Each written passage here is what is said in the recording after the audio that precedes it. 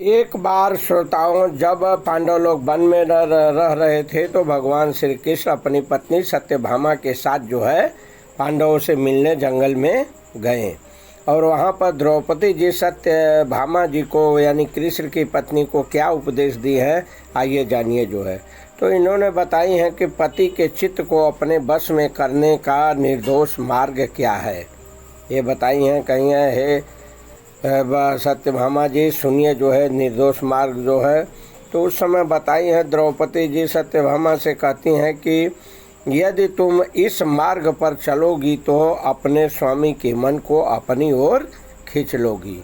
तो आइए जानिए माताएं बहनें, ध्यान से सुने, देखें जो है वो कौन सा मार्ग है, इसको जानें, इसका अनुसरण करें, पालन करें। द्रौपदी जी कहती हैं, पति के समान तो कोई दूसरा देवता है ही नहीं स्त्रियों के लिए।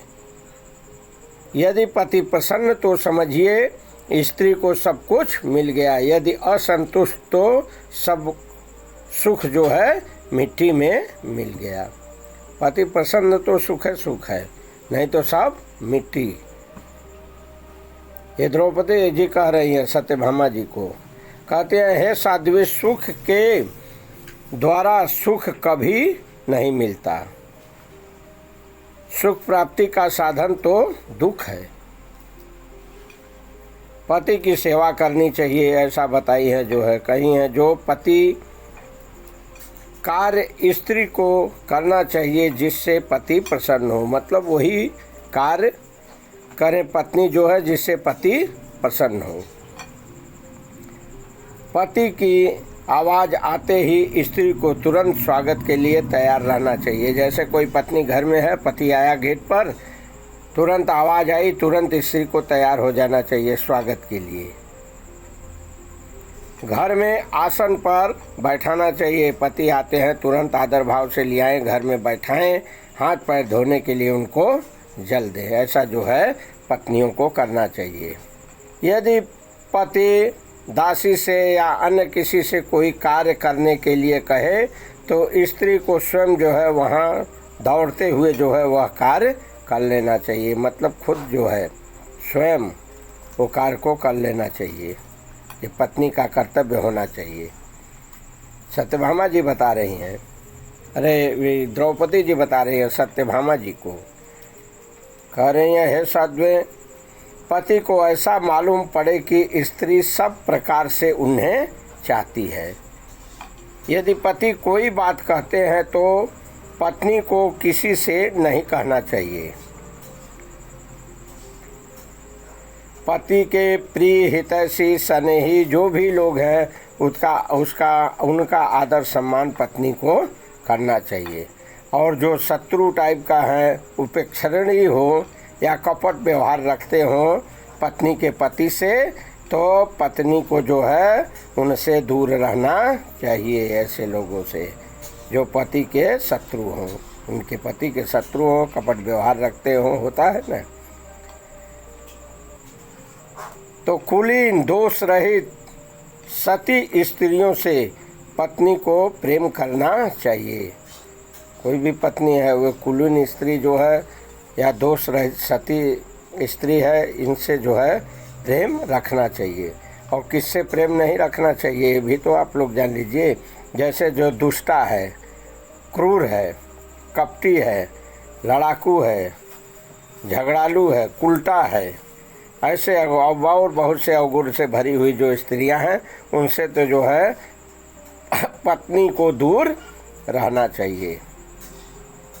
इस तरह से सब प्रकार से जो है पति की सेवा करनी चाहिए। इससे जो है क्या मिलेगा, यश मिलेगा, आपको सौभाग्य मिलेगा और वृद्धि होगी। ऐसा जो है द्रौपदी जी बता रही है सत्यभामा जी को। अंत में स्वर्ग मिलेगा। और मानस में तो अनसुईया जी सीता माता को बताई हैं, क्या बताई हैं, बहुत प्रसिद्ध है जो है मानस की बातें जो है। अरे पति चाहे जैसा हो, जैसा का मतलब क्या हुआ, चाहे वो बूढ़ा हो, रोगी हो, दलित हो, बहिरा हो, अंधा हो, क्रोधी हो, दुष्ट हो, कुछ भी हो, तब भी जो है पति का अपमान नहीं करना चाहिए। क्या करना चाहिए? सम्मान करना चाहिए, उनके चरणों की सेवा करनी चाहिए, सदा सेवा में लगे रहना चाहिए। वो भी कैसे? मन, कर्म और वचन से पति के चरणों में प्रेम करना चाहिए स्त्री को, चाहे जैसा पति हो। ध्यान देना जो है माताएं, ये मानस का प्रमाण है। सती अनुसुईया जी बता रही हैं सीता जी को, स्त्रियों के लिए कह रही हैं। सती अनुसुईया जी कहीं हैं वहाँ पर मानस में। आप लोग ये वीडियो में पीछे भी बता चुका हूँ, जो है पतिव्रत धर्म नामक वीडियो में पीछे बता चुका हूँ सती अनुसुईया जी का, आप लोग देख लीजिएगा। यहाँ भी बता देता हूँ स्त्रियों के लिए धर्म, व्रत, नियम क्या है, कौन सा धर्म करें, कौन व्रत करें, क्या नियम करें। अरे सब केवल एक ही है स्त्रियों के लिए। वो क्या है? यही पतिव्रत धर्म, पति की सेवा, पति को प्रसन्न रखना, यही उनका व्रत है, यही नियम है और यही धर्म है हर स्त्री का। पति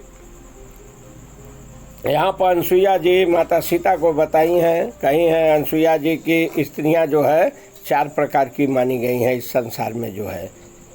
तो जो पति के सिवा दूसरा पुरुष स्वप्न में भी नहीं है, ये उत्तम श्रेणी की स्त्रियां होती हैं। इनका लक्षण उत्तम श्रेणी में आता है। और पराये पति को माता पिता पुत्र के समान देखना चाहिए, ऐसा भाव अगर है जिस स्त्री के पास, तो वो जो है मध्यम श्रेणी की स्त्रियों के लक्षण माने गए हैं। दूसरा बातें हो गई। तीसरा जो है भयवश कुमार्ग में जाने से रह जाती हैं बहुत सी स्त्रियां, वह अधम श्रेणी की स्त्रियां कहलाती हैं। से अवसर न मिलने पर भयवश जो है कुमार्ग में जाने से वो रह जाती हैं, वह अधम श्रेणी की स्त्रियां हैं। तीसरी बातें हुई।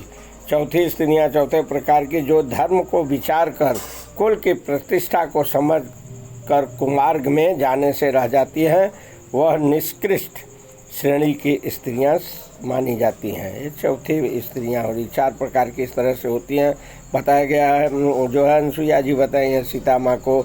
इसलिए द्रौपदी जी जो है सत्यभामा से कहती हैं कि आप भी सब प्रकार से अपने पतिदेव भगवान श्री कृष्ण की सेवा करते रहिए, उनको प्रसन्न करते रहिए, ताकि जो है बिना परिश्रम ही परम गति को प्राप्त हो जाए, परम गति मिल सके। यही अनुरोध की है जो है सत्यभामा से द्रौपदी जी।